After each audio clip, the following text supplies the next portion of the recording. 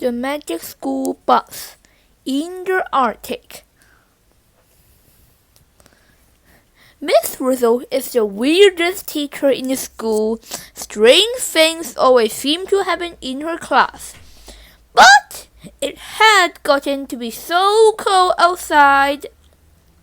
Not even Miss Frizzle could do anything too unusual. Or so we thought. It all started in the cafeteria when Arnold ordered a steaming cup of hot cocoa with marshmallows. By the time he took his first sip, the heat had escaped out an open window. Arnold was left with yucky cold cocoa. "Where did all the hot go?" he asked. That's when Miss Frizzle got that snowy sparkle in her eyes. The next thing we knew, we were on the Magic School Bus. But now it has skies and treasure trails instead of tires. We're just traveling through one of the coldest places on Earth, the Arctic. And we didn't even have our coats on. And Phoebe said, "At my old school, we will have warm jackets if we visit the Arctic." And we were surrounded by a ton of wild cows too. Miss Frizzle pressed a button and jackets dropped from the top of the bus. But they were too thin to keep us warm. And while the Frizz was searching for the warm jacket button, she drove the bus into deep ice-cold water. When we got to the other side, the bus was dripping with ice and the engine was frozen. Then the bus just stopped and we were stuck in the Arctic. What happened? We had to figure out a way to warm up the bus and get back home. We were cold, but poor Liz was freezing. Liz is cold-blooded.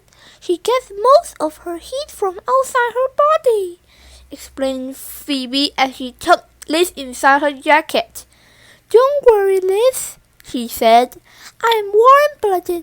My heat is your heat." And Dorothy Ann said, "According to my research, the Arctic temperature can drop to 100 degrees below zero." Brrr! Just then, Wanda pulled out an old wagon truck from under the seat. Inside, we found a bunch of goggles. Miss Frizzle said they were heat peepers. It was amazing. When we put them on, we could actually see heat moving out of our bodies. The heat from the bodies is going out the bus. And Arnold Coca might be the same way too. The heat was escaping fast. We need a heat source. Luckily, Arnold found some wood inside the old trunk. In no time, a fire was burning and Miss Frizzle was cheerfully brewing hot lemon water tea. The wood didn't last long, so we broke another wooden trunk into pieces. Out fell some hot water bottles. Miss Frizzle poured tea in a hot water bottle. With our heat peepers, we could see the heat going into it. Carlos tucked the bottle inside his jacket. It felt warmer right away. Arnold looked at the other hot water bottles on the ground. What if we covered the engines of the bus with hot water bottles? He just said. The heat from the bottles will move into the engine. The engine will warm up, the bus will start, and we can go home. It was a good idea, but it was too late. Just then, the ice we were standing on cracked into pieces. The frost floated away, and so did Ralphie and Phoebe and Liz. We said, "Don't panic, Ralphie and Phoebe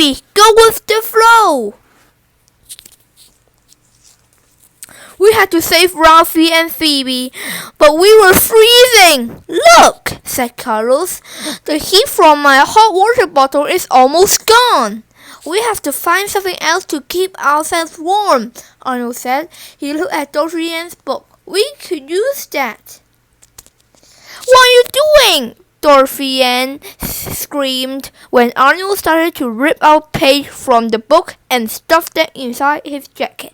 I hate to hurt a book, but this is an emergency, Arnold said. Putting this paper between us and the cold air might keep the air from escaping.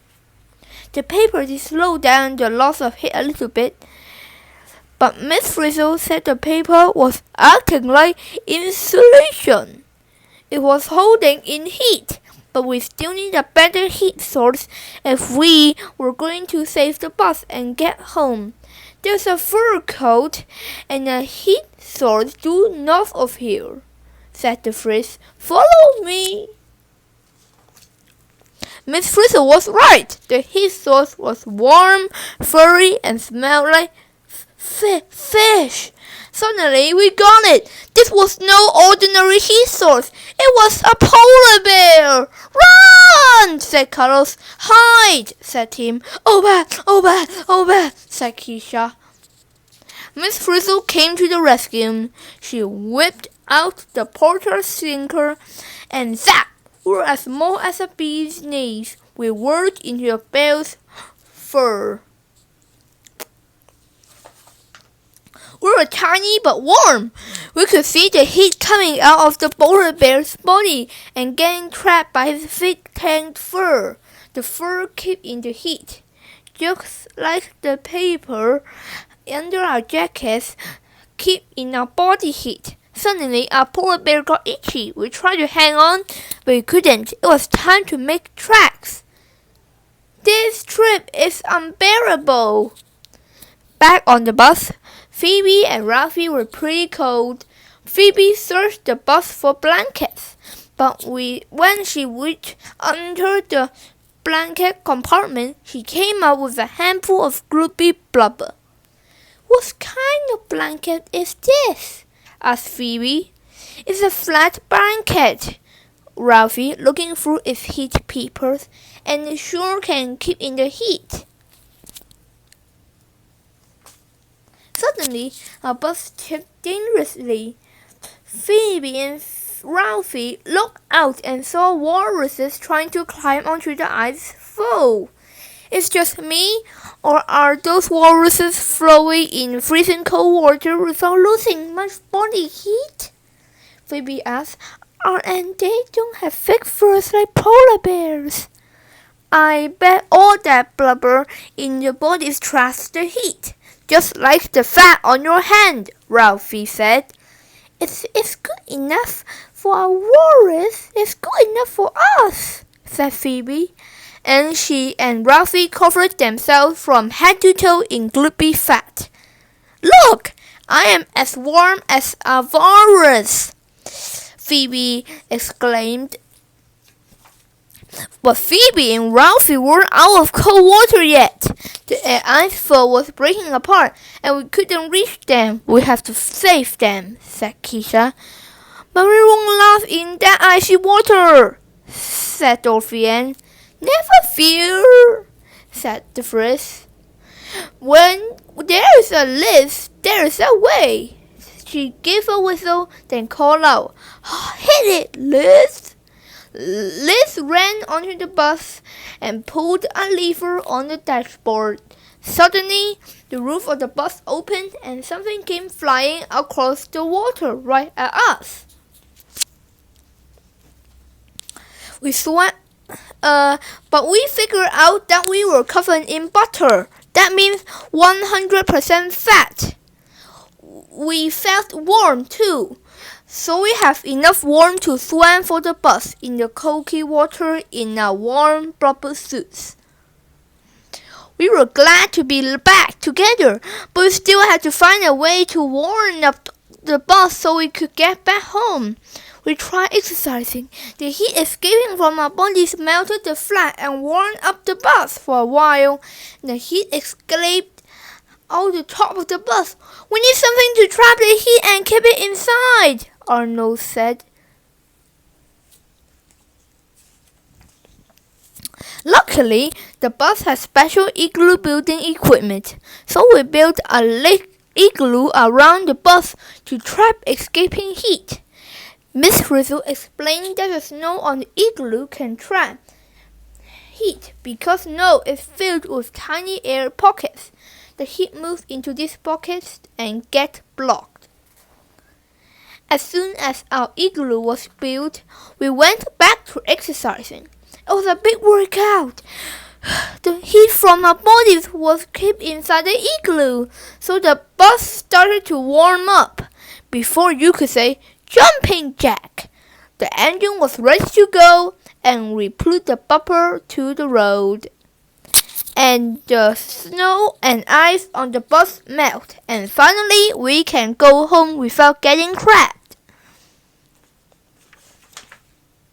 We were just in time. Miss Frizzle turned the bus into a helicopter and got us out of there just before the ice fall broke into tiny pieces. Back at home, Arnold ordered another large mug of hot cocoa, but this time he wasn't going to let the heat escape. He warmed up his drink in a homemade, double-layered, zipper-lighted, critter cozy. Well, as Miss Frizzle always says, the inspiration of insulation.